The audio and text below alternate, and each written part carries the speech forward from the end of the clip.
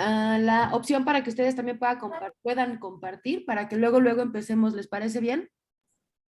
Sí, maestra, permítame un momento, yo voy a compartir. Ah, súper. ¿Tú empiezas a ceder? Perfecto. Va. Muy bien. En lo que damos espacio también para que vayan entrando los que falten.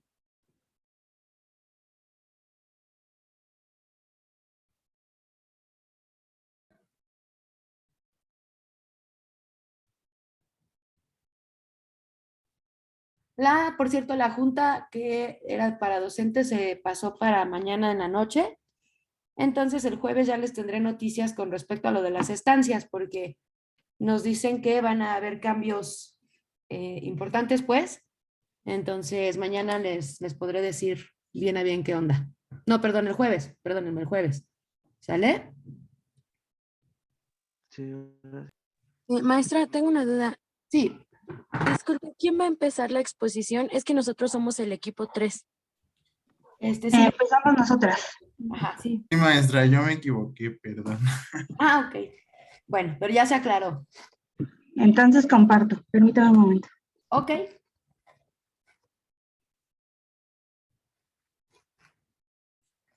¿Cómo van? ¿Siguen muy estresados con las tareas? ¿Siguen enviándoles muchas o ya se normalizó? ¿Todo bien? A ustedes no les estaban dejando tantas, ¿no? Al parecer. Por ahorita no tenemos tanto.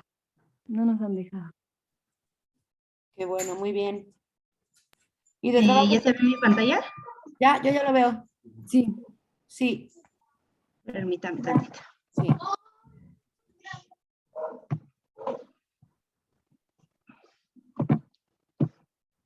Con la Listo. maestra, perdón, nada más un segundito. ¿Con la maestra Zuleima ya definieron trabajo final? No, No. no, creo que no. Ok, no, bueno, pues apenas, ¿no? También acá vamos a definir qué onda. Bueno, ok, al final hablamos de eso. Cuando quieran empezar, chicas, adelante. Bueno, nosotros vamos a hablar del constructivismo. Es mi compañera Ley y yo.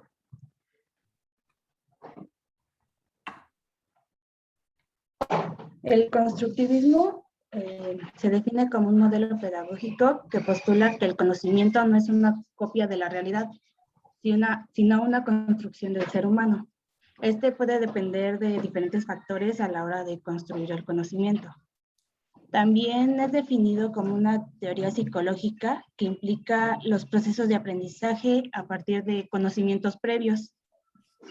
En el constructivismo, el aprendizaje es el resultado de un proceso de construcción de significados. Un ejemplo que encontré fue, por ejemplo, pedirle a alguien que dibuje cómo es su patio. Entonces, el dibujo de su patio no es una representación como tal del patio, sino los conocimientos que tiene de él. A medida que se va interactuando más con el patio, la estructura de se irá perfeccionando.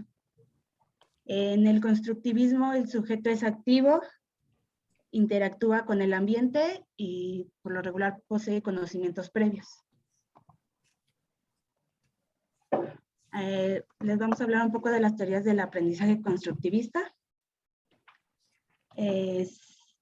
Según Jean Piaget, en la teoría del desarrollo cognitivo, el sujeto adquiere conocimientos o aprende cuando interactúa con un objeto. Piaget afirmaba que el sujeto aprende en interacción con su entorno o su medio ambiente y posee funciones intelectuales como la adaptación a este medio ambiente, la asimilación, que es el proceso por el cual interpretamos el mundo externo, y la acomodación, que es el proceso en el que modificamos los esquemas o construimos esquemas nuevos. Un esquema es un patrón organizado de pensamientos o comportamientos. Este suele cambiar con la edad y permite generar nuevos conocimientos. Un ejemplo de esto es, por ejemplo, tenemos un perro con el cual no consideramos agresivo. Tenemos un esquema de este perro. Entonces, si salimos a la calle e intentamos tener algún acercamiento con otro perro de la calle, resulta ser agresivo. Entonces, nuestro esquema del perro se ve modificado y tenemos que construir un esquema a partir de esto, porque entonces el nuevo esquema es que no todos los perros son dóciles y se construyó a partir de la interacción con el perro. La teoría de Lev Vygotsky, que es la teoría sociocultural del aprendizaje, y él creía que el sujeto construye el conocimiento cuando se interactúa con otros sujetos. Entonces, también Vygotsky afirmaba que los niños nacen con materiales y habilidades básicas para su desarrollo intelectual. Un ejemplo podría ser de, yo no sé cocinar, pero si alguien que sí sabe cocinar me ayuda a esto, entonces aprenderé cómo cocinar gracias a la interacción con esta persona y la transmisión de su lenguaje.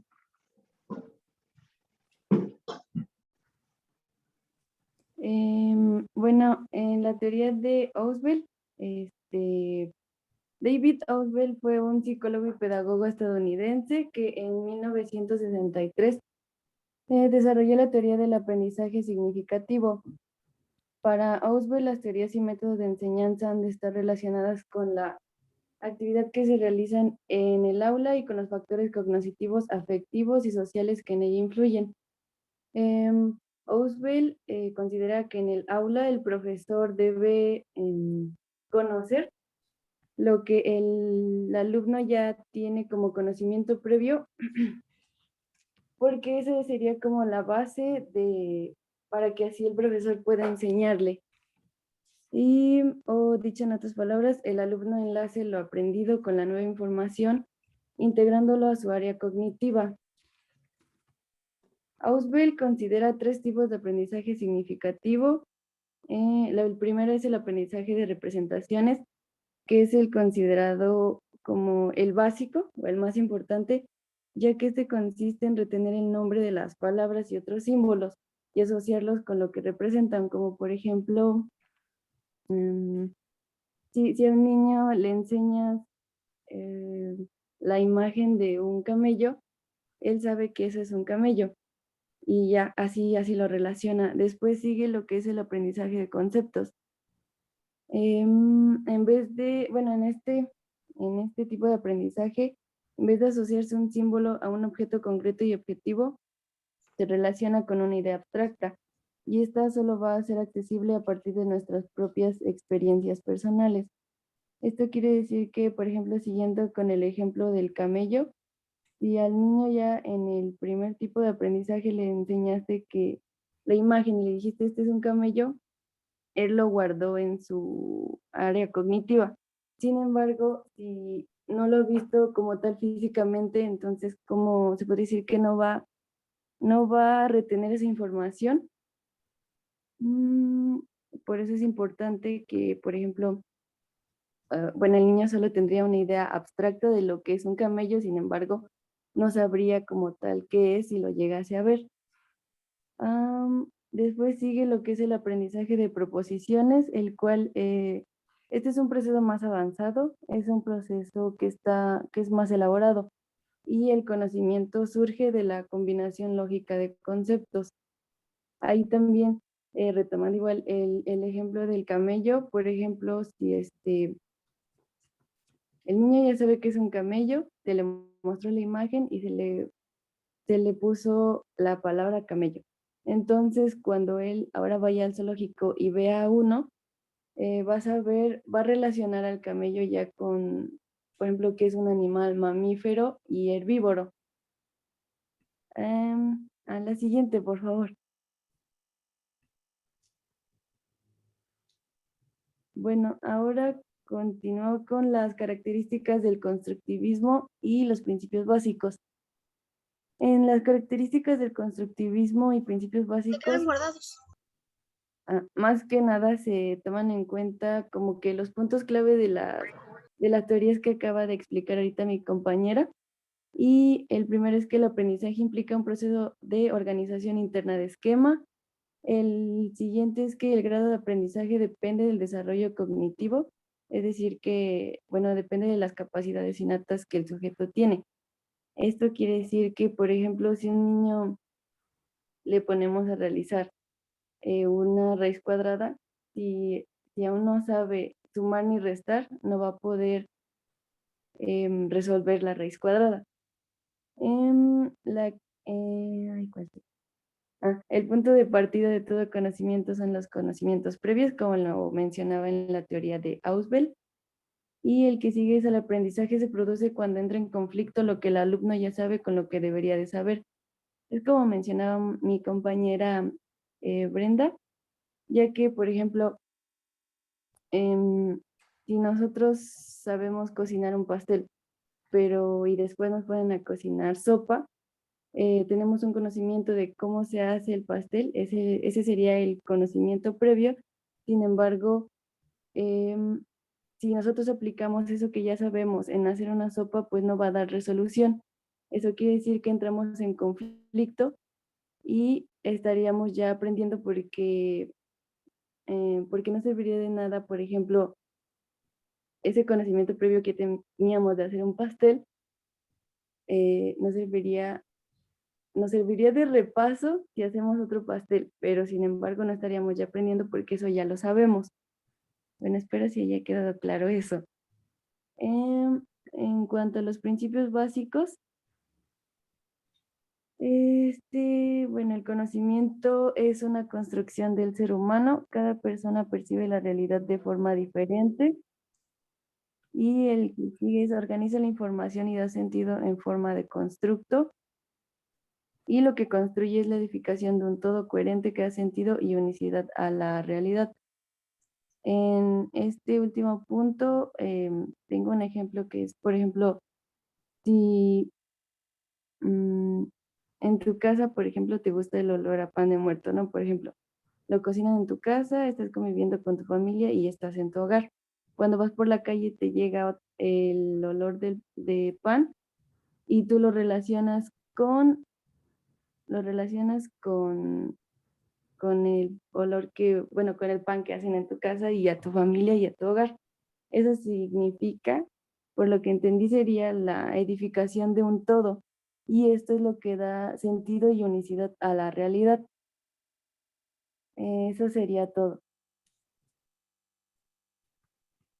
Ok.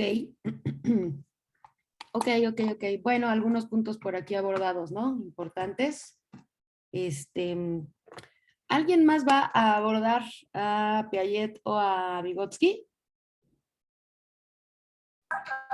Yo voy a abordar a Vygotsky.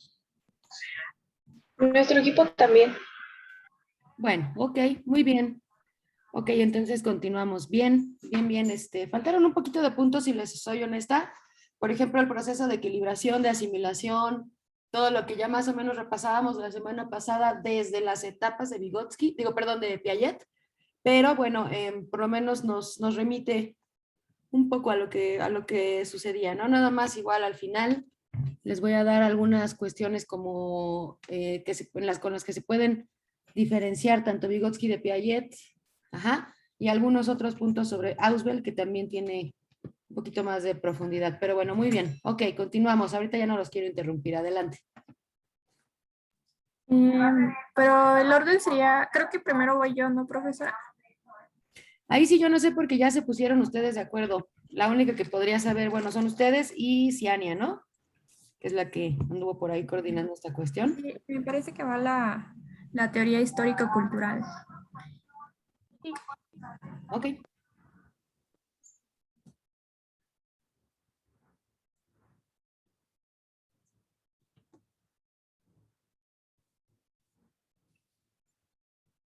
No sé si ya ven mi pantalla. Sí. Ok.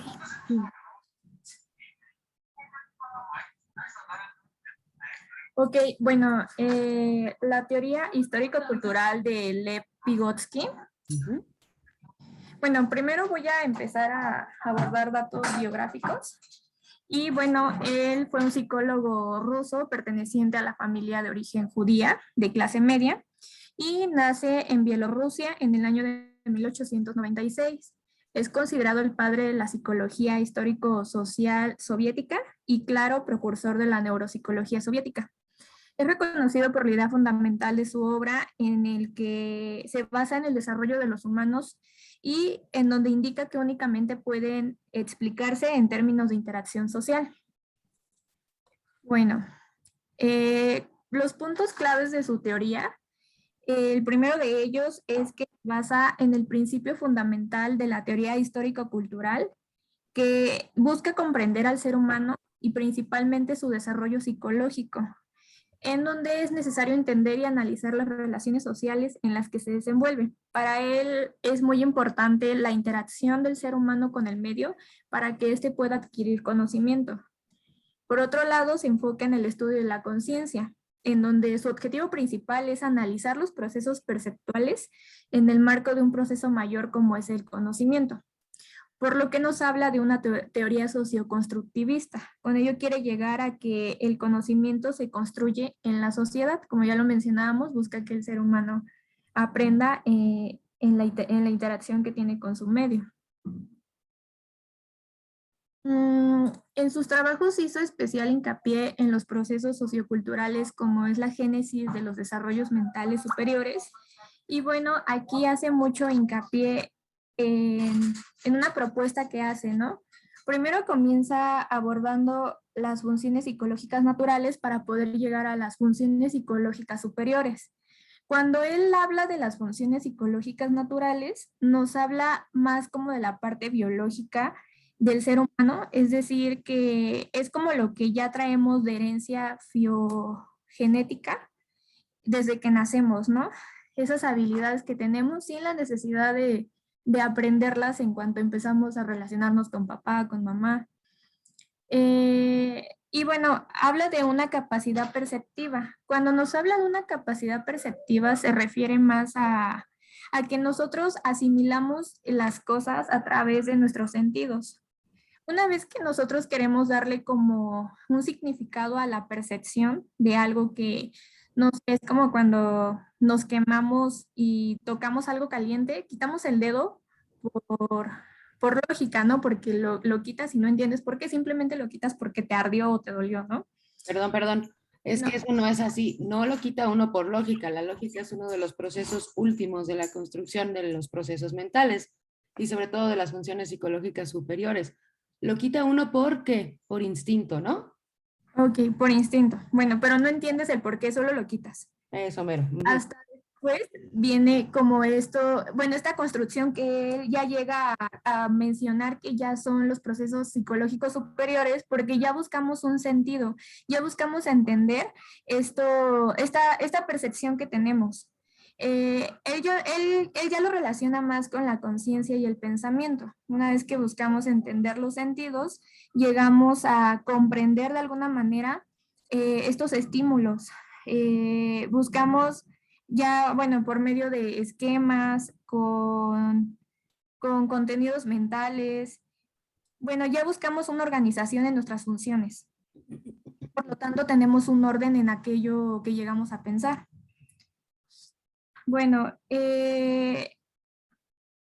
otra parte importante de las funciones psicológicas superiores es que para él, para poder llegar a las funciones psicológicas superiores, su principal origen es por la comunicación. Necesitamos de la comunicación y del lenguaje para poder adquirir, o mejor dicho, desarrollar de mejor manera nuestras funciones psicológicas superiores.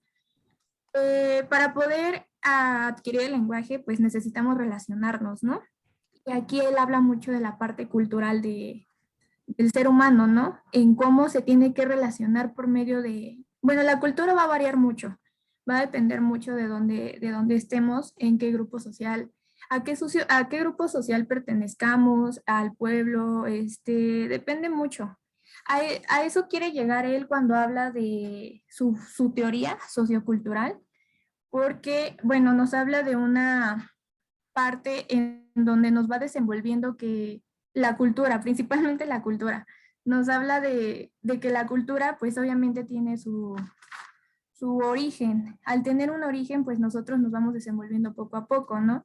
Primero nos hace hincapié en que vamos aprendiendo, no, mejor dicho, tenemos conocimientos previos ya que pues somos seres biológicos de manera natural y bueno, ya para llegar a las funciones psicológicas superiores nos tenemos que desenvolver en nuestro medio y al desenvolvernos en nuestro medio nos desenvolvemos en nuestra cultura. Es como el principal factor de nuestro comportamiento y de los aprendizajes que adquirimos. Sí, nada más, perdóname, Anel, otra vez la interrupción, nada más una pequeña acotación. La propuesta de Lev Vygotsky, en esto que él llama el estudio de la conciencia, es objetivar el análisis de los procesos perceptuales, en el marco, obviamente, de un proceso mayor como es el conocimiento. Entonces, el marco mayor son las funciones psicológicas superiores, que serían conciencia y pensamiento. Y las funciones psicológicas naturales o básicas, que no es que para él estén dadas de manera psicogenética, pero sí son casi ligadas a lo instintivo, serían las biológicas, ¿sí? Pero eso también le añade él que tenemos la capacidad perceptiva, y después con toda esta construcción perceptiva nos vamos a una construcción ya de pensamiento. Bueno, nada más quería acotar eso porque no es psicogenético. Ya, Ok. por favor. Bueno, ya las diversas formas sociales nos dan paso a la conciencia, que es lo que va a perfilar de alguna manera ya nuestros conocimientos. Y bueno, como lo mencionaba, pues esto va por medio de la comunicación y pues el lenguaje, que son como las bases. Y bueno, aquí finalmente la teoría histórico-cultural se entiende como la acción mediadora al grado de influenciar que tiene funciones psicológicas superiores de un individuo en las funciones psicológicas de otro individuo.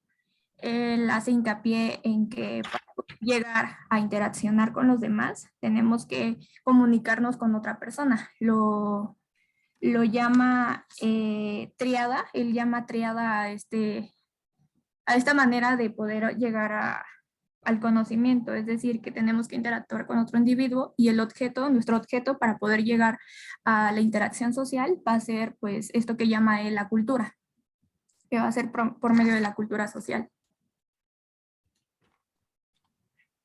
Bueno, finalmente, después de haber tenido todo este proceso y la manera en la que hace hincapié para poder llegar al conocimiento, nos habla de 3 zonas que se supone el ser humano debe tener para poder llegar a la zona de desarrollo potencial, es decir, para poder llegar como a esta parte de poder interaccionar con los demás, ¿no?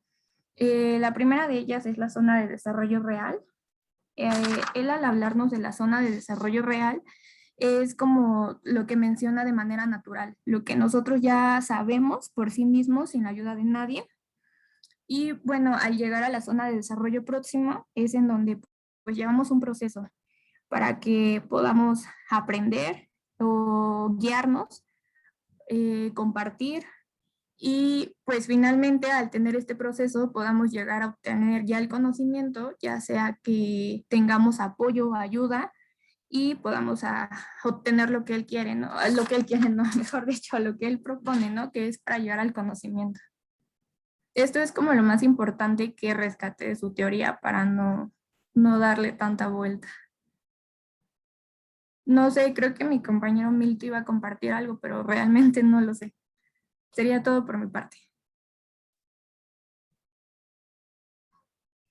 Ok, muy bien, Anel. Y entonces, Milton, ¿vas a compartir o no? ¿Sí está Milton, por cierto? Ay, pues sí, profesora, pues yo pensaba que era hasta el jueves, por eso ahorita no lo hice. Ok. Es que no me puse de acuerdo con Anel. Una disculpa, Anel, es que pensaba que era para el jueves. Ya pensé que iba a pasar otro equipo y después íbamos a pasar nosotros. Bueno, ok, muy bien, Anel. Igual la compartes, ¿no? Sí, sí, profesora. Bueno, los que siguen, voy a dejar que terminen con calma, tranquilos, porque igual se nos va a ir ahorita en esto, y el jueves terminamos de hacer las acotaciones que les digo, ¿sale? Sobre todo de Vygotsky, porque hay conceptos básicos tales como el Andamiaje. lenguaje portador de la cultura, lo que es cultura para Vygotsky, las mediaciones individuo-medio, las mediaciones instrumentales, las mediaciones semánticas, la ley genética fundamental, qué es lo interpsíquico, qué es lo intrapsíquico, ¿sí? Pero bueno, al final hacemos estas acotaciones. Bien hecho, van bien las dos exposiciones. Y ya si quieren continuar el equipo que viene, adelante, ¿eh?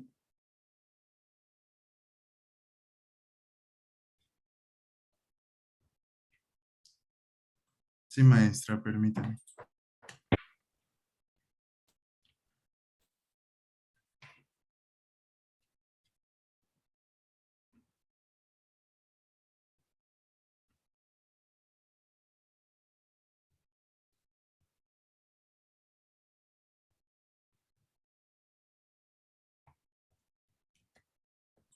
Ya se ve mi pantalla, ¿verdad? Sí. Sí. Ya. Ok, entonces vamos a empezar.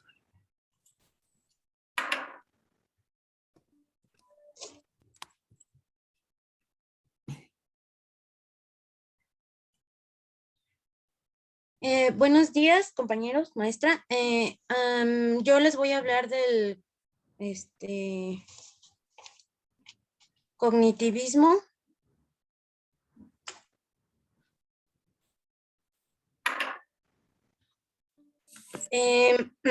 Perdón.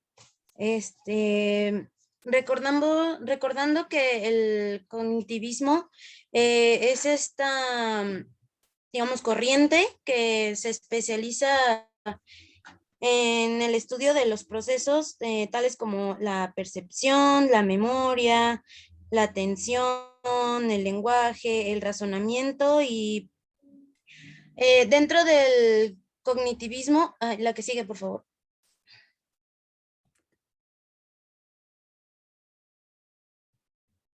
Dentro del cognitivismo encontramos varios autores, se los voy a ir nombrando uno por uno.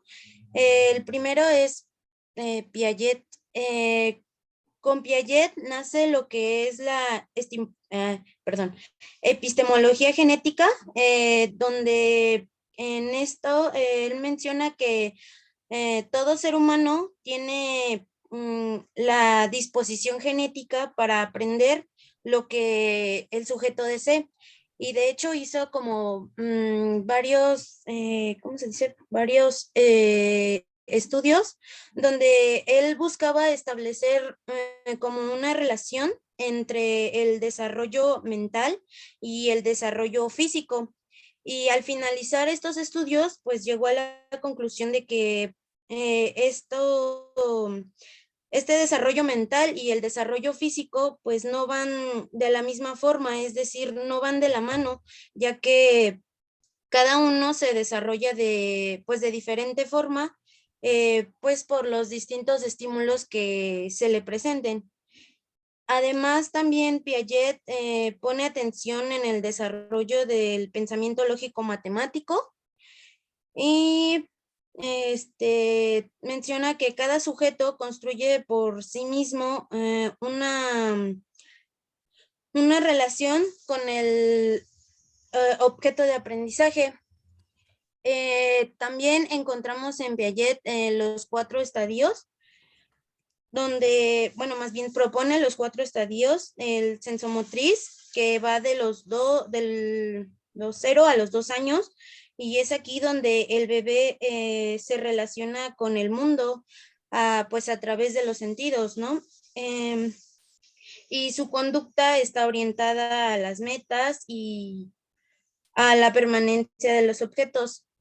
La siguiente fase es la preoperacional, que va de los 2 a los 7 años, donde el niño Buenas tardes. ya puede usar símbolos y Permítanme. Palabras para pensar. Oigan, Además, perdón, denme un minutito. Bueno, si quieres continúen y yo lo reviso me está entrando una llamada del instituto, permítanme. Pero si quieres continúa para no interrumpirte. sí.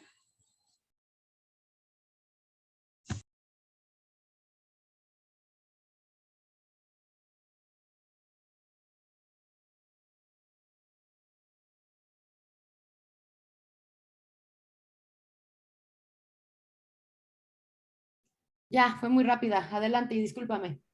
Sí, no se preocupe. La siguiente fase es la preoperacional, que va de los 2 a los 7 años, donde el niño pues ya comienza a usar símbolos y palabras para pensar, además de que desarrolla, o más bien, hay un rápido desarrollo del lenguaje, pero nos encontramos con que tiene una dificultad para distinguir lo que hay en la realidad, es decir, o sea, no comprende dónde empieza la realidad y dónde la fantasía.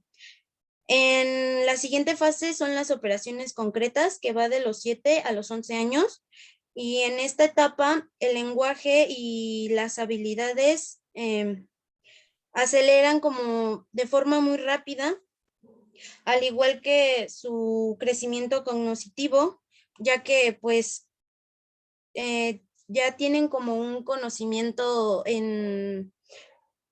gracias a la escuela, ¿no? La última etapa son las operaciones formales, que van de los 11 a los 12 años, y en esta etapa son capaces de pensar como en situaciones hipotéticas desde el razonamiento, y tienden a ser más sociables. De hecho, en Piaget, unos conceptos base que él menciona, perdón, que fue que me lo salté, el concepto de asimilación, acomodación y equilibrio.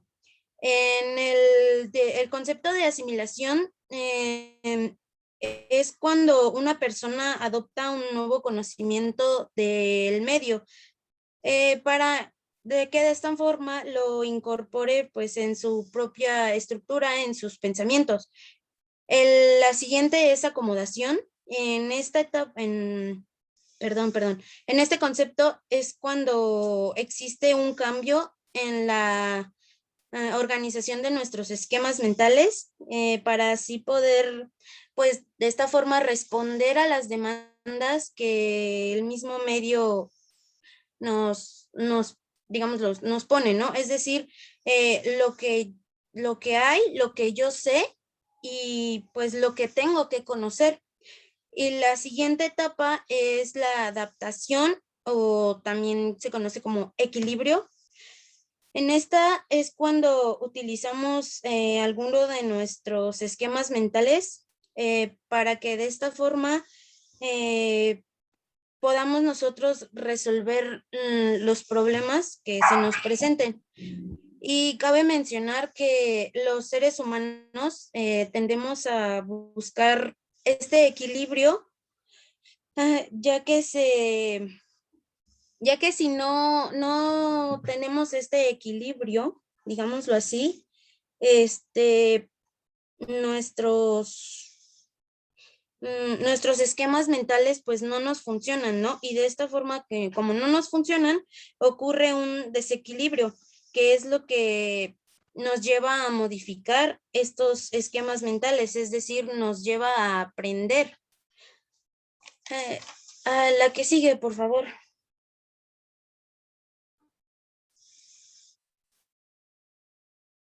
Vygotsky. Para Vygotsky, él nos habla sobre el aprendizaje sociocultural. Es donde el lenguaje es la unidad esencial para la construcción de un aprendizaje desde la visión, desde la cultura, ¿no? También Vygotsky nos señala pues la importancia de un andamiaje, recordando que el andamiaje, perdón, estoy nerviosa. El andamiaje es algo que nos ayuda para aprender. Un ejemplo pueden ser cuando estamos, no sé, aprendiendo a sumar, ¿no? Tenemos estos, ¿cómo se llaman? Los ábacos, que nos ayudan a agregar, digamos, lo más bolitas o así, para que nos ayuden a contar y de esta forma, pues, nos ayuden a sumar, ¿no? También, pues, señala la importancia de un andamiaje para poder pasar de un nivel de un conocimiento base a uno de mayor complejidad. También nos menciona esto del desarrollo, zona de desarrollo real, que en esto es lo que yo sé, lo que yo puedo manejar o lo que yo ya puedo aplicar.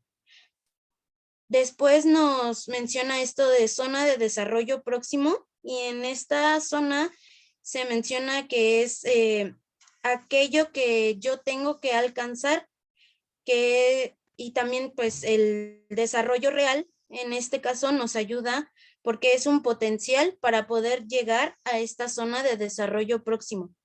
La que sigue, por favor. Brunner menciona que el individuo tiende a seleccionar la información y a procesarla. También atribuye una clara relación entre la acción y el aprendizaje, ya que considera que la resolución depende de cómo estos sean presentados en una situación, ¿no? Es decir, en un desafío. Es lo que él mencionaba como aprendizaje por descubrimiento. Y Brunner nos mencionaba que el aprendizaje es como un proceso, más bien él lo ve como el proceso de reordenar o de, digámoslo, transformar los datos a modo de que me permitan ir más allá de ellos. Es decir, para que haya una mayor comprensión, o lo que él maneja como el insighting nuevo, que recordando como el insighting es cuando yo, digámoslo, hay un tema que no entiendo y te llega como mejor conocido como el eureka, ¿no? Donde tú ya, o más bien, yo ya entendí digamos, lo que trata el tema, ¿no? Es decir, todo lo que descubriste ya tiene un sentido para ti. Y para Ausubel, no sé si hay otra diapositiva, perdón. Gracias. Para Ausubel, él lo menciona como que el individuo tiene ya organizado el conocimiento previo exacto, como dice Valeria, te cae el 20. Perdón, para Ausubel, el individuo tiene organizado el conocimiento previo a una instrucción, y como nos decían nuestras compañeras del primer tema, él maneja esto del aprendizaje significativo, que es un proceso a través del cual una nueva información se relaciona con un aspecto relevante dentro de la estructura del conocimiento del individuo. Como una vez puso la maestra un ejemplo donde, no sé, por ejemplo, estábamos viendo un tema, ¿no? Y yo veo que ese día la maestra escribió una idea principal con digámoslo, estamos en presencial, ¿no? En el pizarrón escribió una idea principal con un marcador de tal color. Y yo recuerdo esa idea porque a mí ese color me significa algo, o sea, yo le encontré un significado a ese color y ese conocimiento llega a mí por ese color. También este proceso involucra una interacción entre la información nueva, es decir, la que voy a adquirir, y una estructura específica del conocimiento, es decir, lo que yo poseo como un aprendiz. Y eso es todo por mi parte. Ok, muy bien, nada más rapidísimamente. Lo que acabamos de ver es constructivismo, no cognitivismo. Estos autores que mencionaron son constructivistas. ¿Sale? Quizá la confusión fue por cómo copié y pegué, a lo mejor voy a checar porque existió esta confusión, pero en realidad tanto Brunner como Vygotsky como Piaget, así como Maturana, ¿no? Son constructivistas, ¿sale? Nada más para que quede bien acotado eso, no son cognitivistas. Y también, por ejemplo, otra forma de definir el insight es esta cuestión, al menos desde la psicodinamia es el psicoanálisis, se define como esta parte donde todos los contenidos que están de alguna forma reprimidos, ya sea porque son muy intolerantes o porque simplemente están reprimidos dado el desuso que no les hemos dado, en fin, están no en la parte de lo consciente.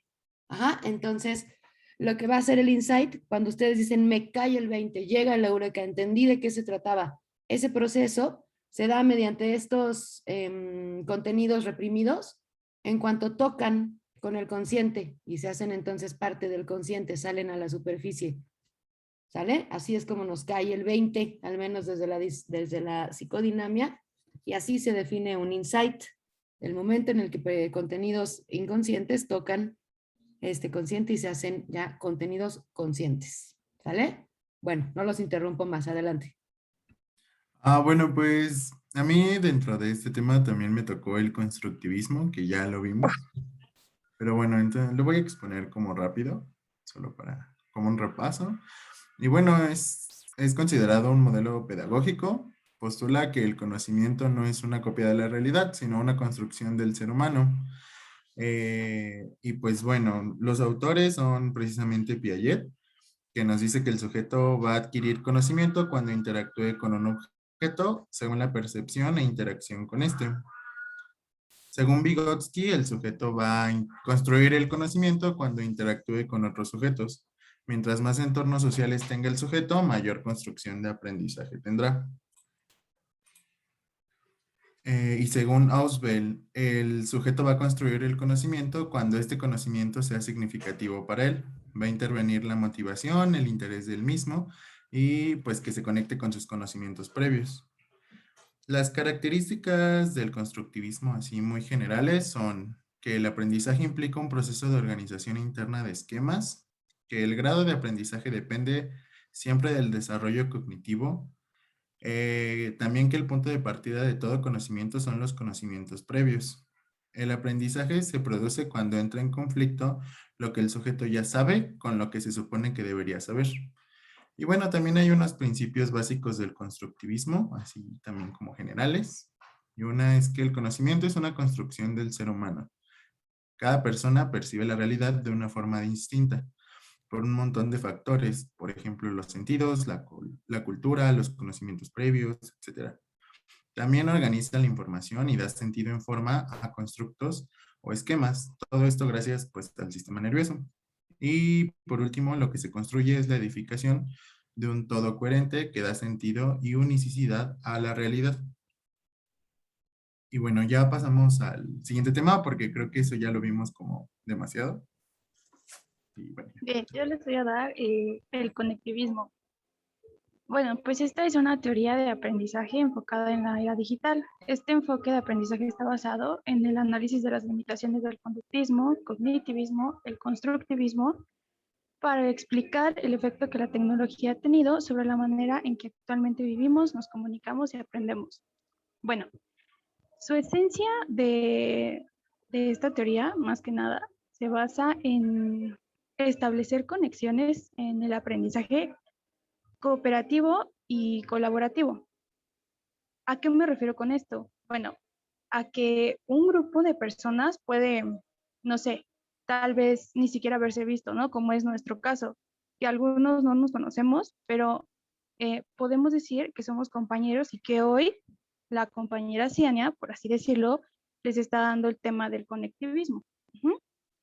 Y entonces, aquí se está haciendo un aprendizaje colaborativo en donde quien esté al frente de hablando, o sea, en este caso que estoy yo, facilito una serie de aprendizajes, que es el conectivismo, y tú quien está al otro lado escuchándome, supongamos que me haces preguntas sobre dudas, ¿no? Que te surjan de este tema. Que yo estoy impartiendo el tema, entonces yo respondo a esas dudas. Aquí estamos aprendiendo, a esto se le llama conectivismo, es decir, aprovechamos la tecnología que hay hoy en día para adquirir un nuevo conocimiento. Evidentemente, pues aún hay personas que dicen que no se puede aprender si no hay un docente al frente de mí, ¿no? Como son los conductistas, pero la realidad ya es otra, según esta teoría. pues desde hace ya un tiempo más bien, y más hoy en día por el tema de la pandemia, ya hay más formas de aprender, no sé, tal vez por audiolibros, clases en YouTube, clases virtuales, por Zoom, por Meet, las cuales nos proporcionan un conocimiento que no necesariamente es por vía presencial. Y esto por dar un ejemplo. Ahora bien, em, sabemos que hasta ahora la teoría del conectivismo se presenta como un nuevo paradigma, ¿no? Dentro de la teoría del conocimiento. Y como ya lo había dicho, esta es adaptada a las nuevas tecnologías y a la sociedad de la información. De hecho, su autor, George Siemens, creo que se pronuncia así, lo que intentó fue ir más allá de las limitaciones de la teoría clásica, pues nos decía que no estaban adaptadas a las TIC y a la nueva sociedad de la información y la comunicación en la que hoy en día pues, vivimos, ¿no?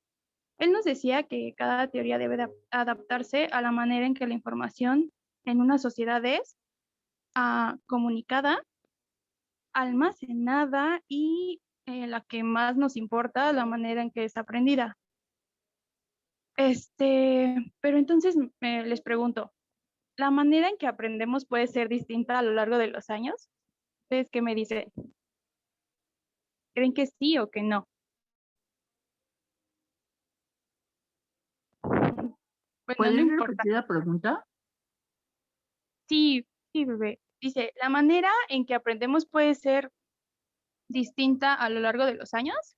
Sí, Ujú, sí, exactamente. porque... Sí, bueno, ¿te puedo dar mi punto de vista rápido?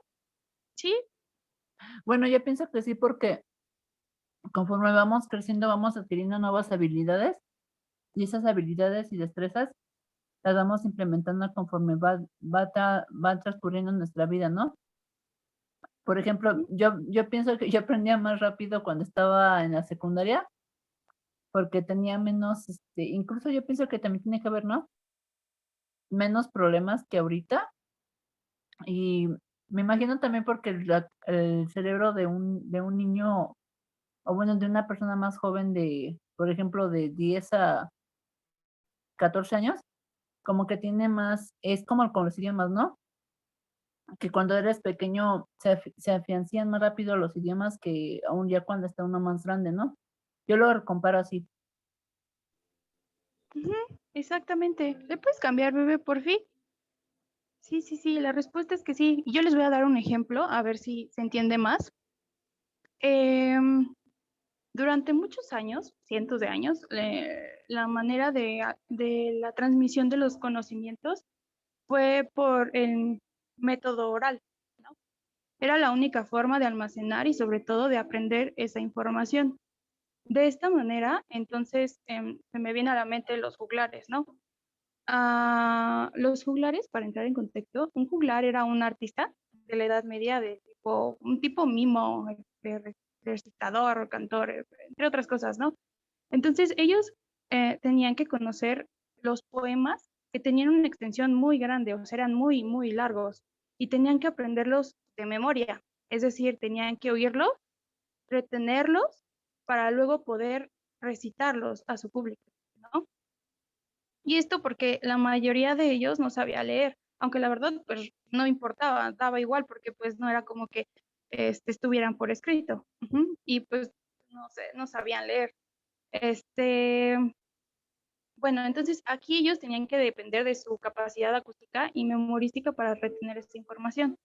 Esto realmente me resulta impresionante, sobre todo porque estos artistas tenían una capacidad enorme de retención de información, pero no podemos decir que ellos eran mejores que nosotros en la actualidad, ¿no? Simplemente su sociedad fomentaba ese tipo de aprendizaje ya que era lo único que tenían a su disposición y por lo tanto ellos tenían que adaptarse pues a lo que había, ¿no?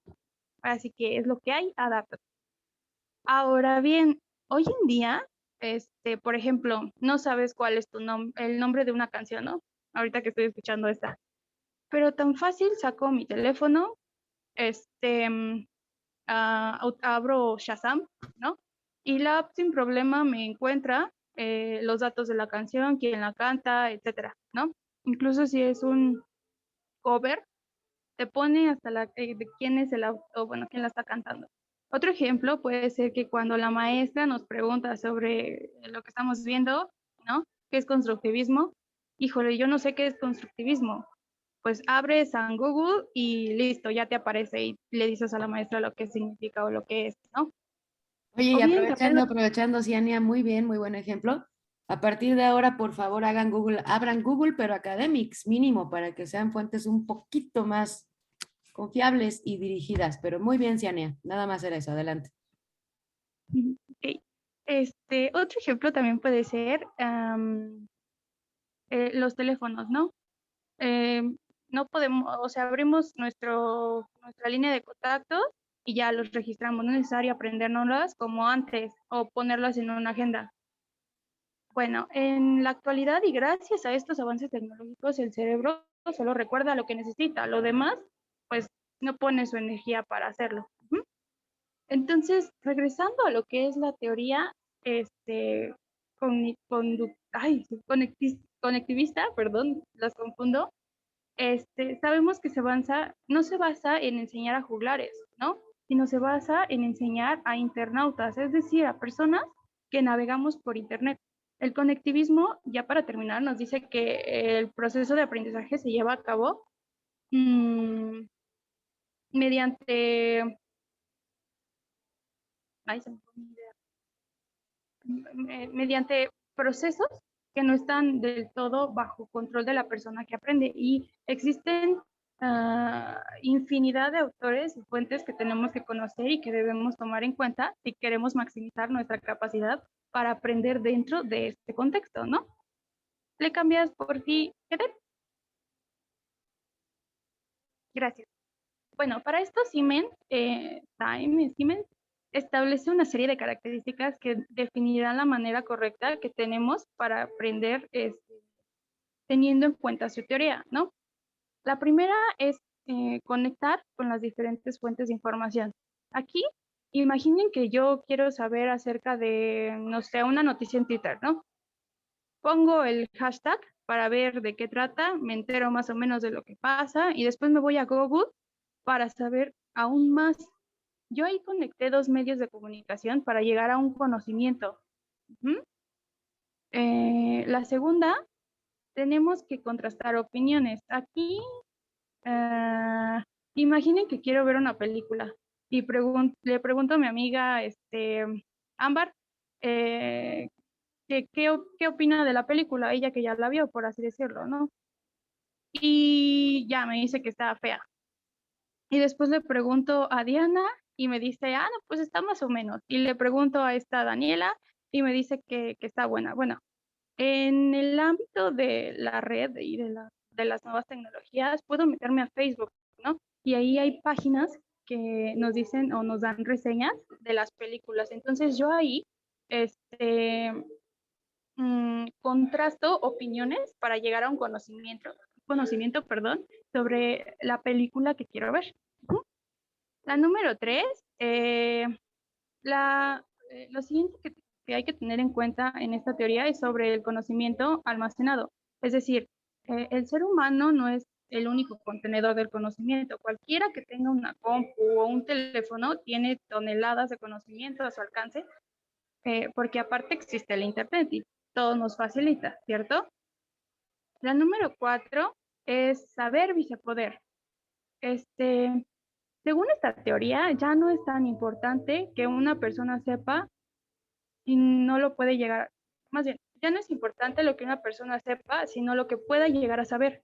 Ajá. Es decir, es más importante lo que puedas saber tú mañana que lo que sepas hoy.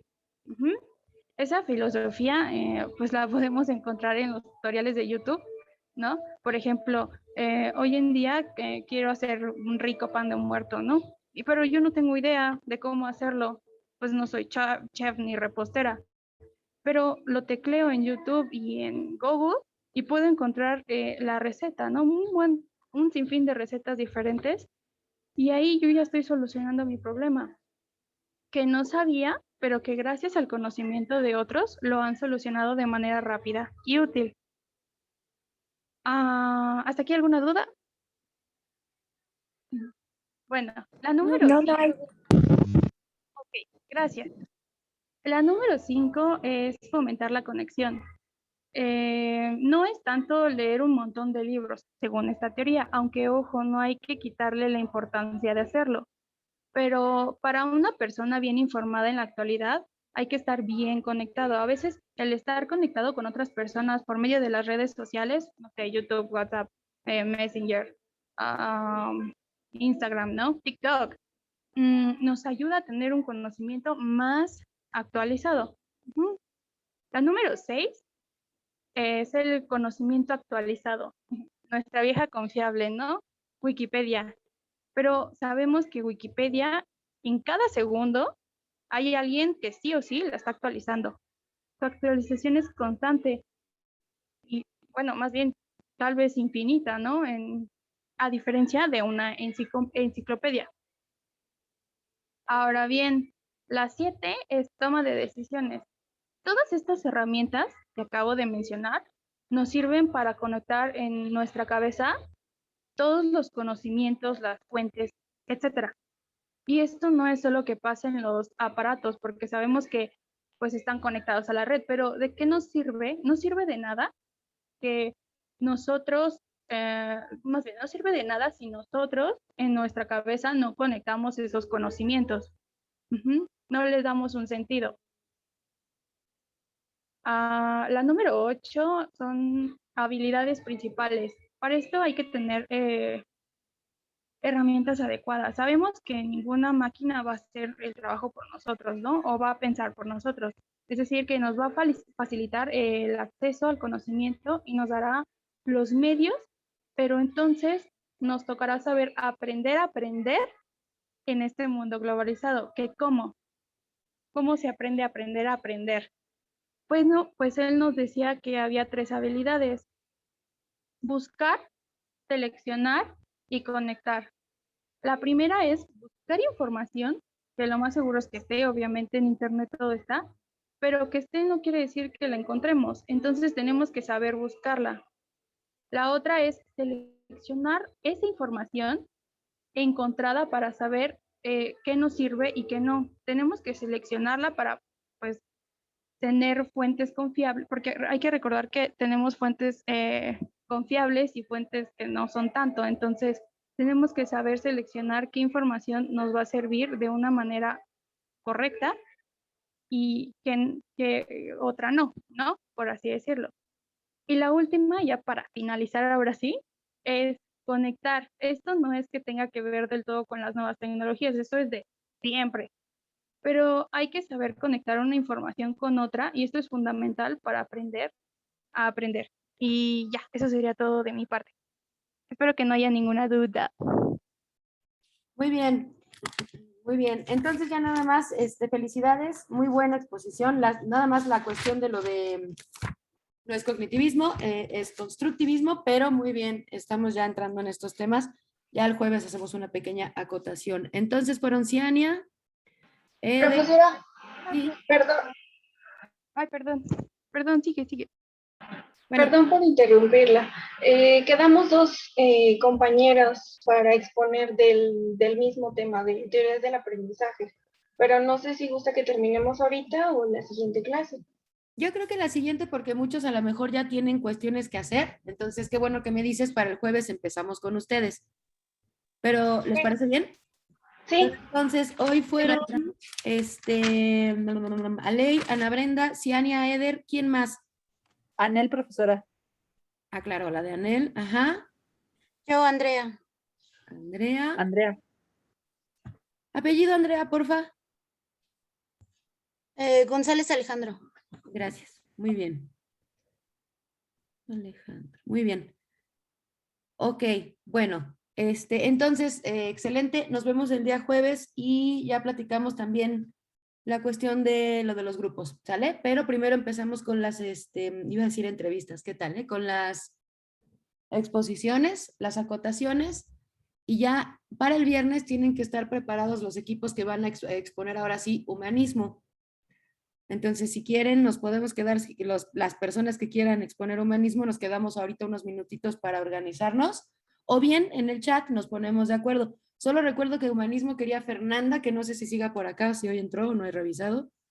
Sí, acá estás, Fernanda. ¿Y quién más Sí. quiere exponer humanismo? Maestra, es que yo el jueves, bueno, también falté de la exposición del día de hoy. Voy a exponer aprendizaje, teorías del aprendizaje desde el humanismo. Entonces, era lo que le mencionaba por mensaje. Sí, sí, Diana Laura, me parece perfecto, pero digamos que las teorías del aprendizaje, pero de humanismo también nos interesa conocer. Por ejemplo, ¿vas a agarrar aquí en a Rogers? Sí.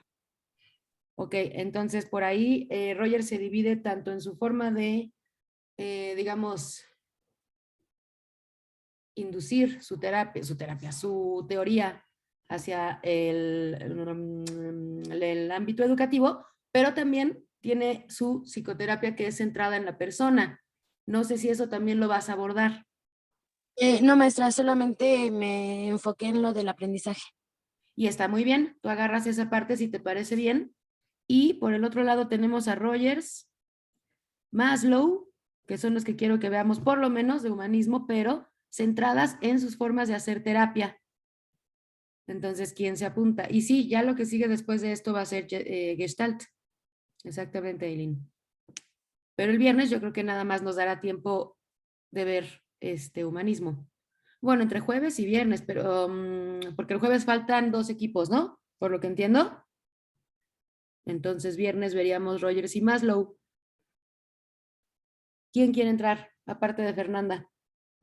Bueno, no sé si quieras, Fernanda, yo ya te estoy tomando en cuenta y a lo mejor no tienes tiempo o chance o no sé. Sí, dice que sí. Ok.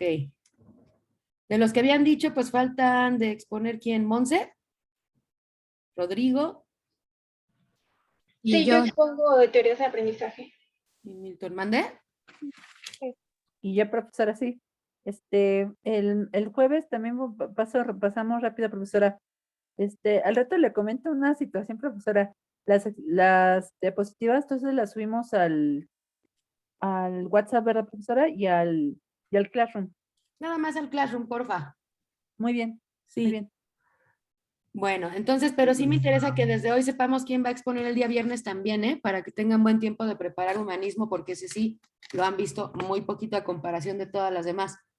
Entonces, bueno, si quieren ya o terminamos la clase y por el WhatsApp nos ponemos de acuerdo de quiénes van a exponer humanismo. ¿Sale? Ok, maestra, hasta luego. ¿Bien? Va, Hasta cuídense luego. mucho, linda tarde. Gracias. Gracias, Adiós. profesora.